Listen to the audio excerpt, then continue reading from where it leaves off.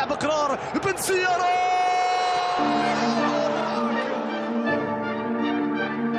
بعد غيابه عن تشكيلة الخضر في عهد الناخب الوطني السابق جمال بالماضي، ها هو ياسين بن زيا يبصم على عودة أكثر من رائعة في مباراتين سجل فيهما 3 أهداف، واحد منهم كان بطريقة خرافية في مرمى جنوب إفريقيا تناقلته بعدها كبرى وسائل الإعلام في العالم ورشحته للفوز بجائزة بوشكاش السنوية.